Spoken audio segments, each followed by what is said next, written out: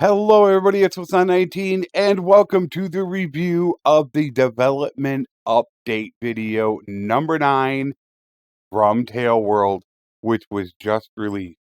So let's go through it together. Greetings, Warriors of Calradia. The past few patches contain some significant updates to the game, multiplayer in particular, so with 164 now live, we wanted to share a development update video to highlight some of the new additions that you can jump in and experience straight away. 162 saw the introduction of a new multiplayer customization system that rewards you with loot simply for playing the game. Loot can be used to unlock different armors and clothing for your character and troops, allowing you to customize the appearance of each troop for each faction, while still retaining the look and feel of the selected class and culture.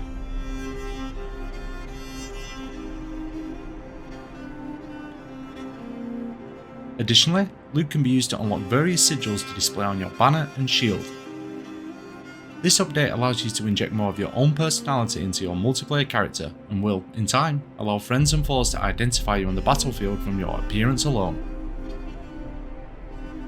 With 163, 2 additional multiplayer updates arrive to help you when it comes to further expressing yourself and communicating with other players. Cheers are short animations that can be used to encourage your teammates or taunt your opponents in equal measure, allowing you to celebrate those special moments and acknowledge other players in a more personal way.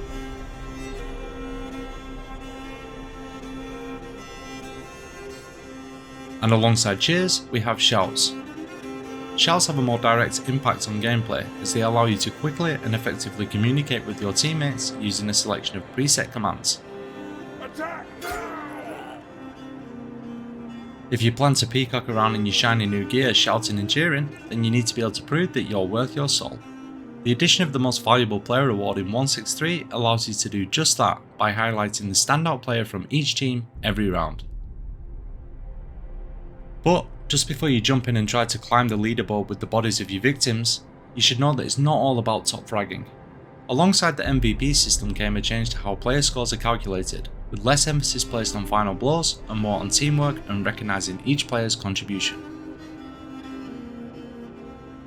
And for the final addition on the multiplayer front, looking ahead to 165, we have a number of new progressive multiplayer badges that can be unlocked by completing different challenges. Now, while I am not a multiplayer person, it is nice to see them focusing on the multiplayer aspect, since there are quite a few people that do love that aspect of the game, and it has been sorely lacking in recent patches. So it is nice that they dedicated quite a bit to it in general. So I do have to give them a little bit of praise for that. Well, with all of those huge multiplayer updates, it would be fair to think that single player might have taken a bit of a backseat, but you'd be wrong of course. 163 saw the introduction of a much requested sandbox feature, the granting of peerage to companions. This update allows you to elevate your companions to the ranks of the nobility, creating an entirely new family that you get to name. Naturally, you'll need to hold the top office to be able to bestow such honours on a commoner, as well as a suitable fief to grant your new vassal and enough reserves in your treasury to cover all associated costs. Once your companion has received their new title, they will depart your court to be joined by distant members of their family in their new home, serving under your rule. This was definitely one of the best things that has come out of the game in quite a while. Being able to let your companions run their own clans, because it's been so difficult to recruit clans in the game with the way that they have the system set up. Being able to do that from companions has really changed the game a bit. It is still a bit buggy and there are still a few problems with it, but all in all, that is definitely one of the best things that they have done so far. If you're in the position to give away lands and titles, then you're definitely in the position to treat yourself to one of the new crowns added in 162 through 165.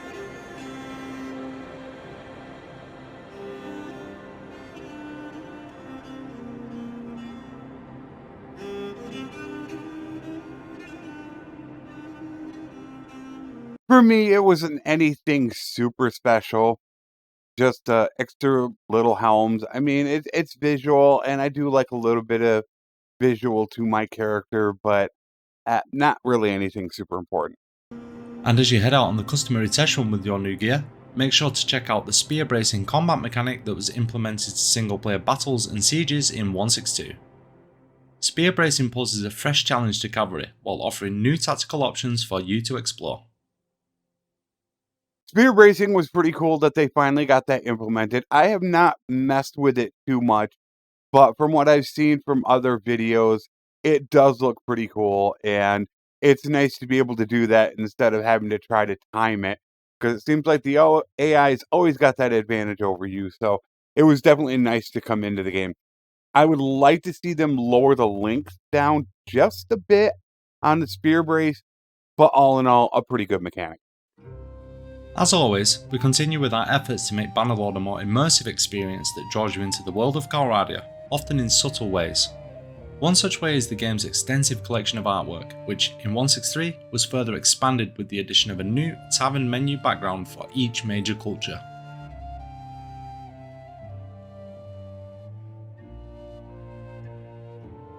To me, it's not a huge deal. I don't spend much time in the tavern whatsoever, except if I have to finish off a quest, so I guess artwork is okay, but to me, not a really big deal. A new issue quest was added in 1.6.3, bringing the current totals to 39, with even more in the pipeline. Betting fraud allows you to further explore your villainous side by working with gang leaders to bet on and fix tournaments.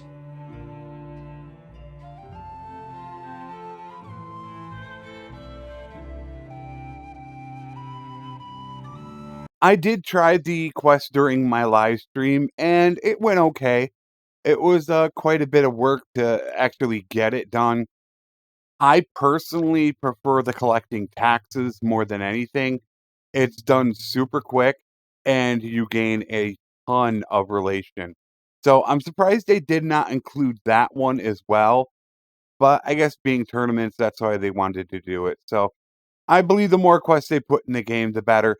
The only downside I have to it, the more quests you have, the more the ones that you really love are going to get filtered out. So they're going to be harder to find. And finally, 1.6.4 saw the addition of a new benchmark mode that allows you to put the game through its paces, testing both your CPU and GPU performance. The benchmark makes use of a scripted battle to give consistent results across different settings and hardware, with an option to export the final results upon completion of the test. I have personally not used it myself. I know the devs have asked at times for people to actually give that data to them so they can look into certain problems. I don't really worry about it too much. I know what my system can handle, and I'm pretty good with it. But I guess it's a nice feature if people really want to look into it. And that's it for Development Update 9. Thanks for taking the time to watch the video, we really hope you enjoyed it. If you have any thoughts or comments on any of the featured updates, please make sure to leave a reply in the comment section below. Thanks again, and we hope to see you next time. So, my overall, I would say, reaction to this is very disappointing. We didn't really get any updates on anything new that they planned on rolling out. It was just talking about multiplayer and then discussing the things that they already had released. So I'm not really sure why they would need to get a development update to tell us about a bunch of things they've already released. So um, I'm really disappointed with it. It's kind of shocking that they would put this out, and being that it's only 5 minutes and 17 seconds long, I can understand I shouldn't have looked forward to too much, but I try my best to remain positive whenever possible, but I'm never going to hold punches with you guys. One word, disappointing. I figure after getting one development update in approximately 5 or 6 months, we might have been able to get some, maybe some new things they had going on. An update on battle orders and battle terrain, which I still believe is coming in 1.7. But all in all, yeah, I'm pretty disappointed with it. And I guess I should apologize right now for you having to waste your time to watch this, which you probably knew most of it already. So without further ado, I'm not going to keep you. Take care. and have a good weekend.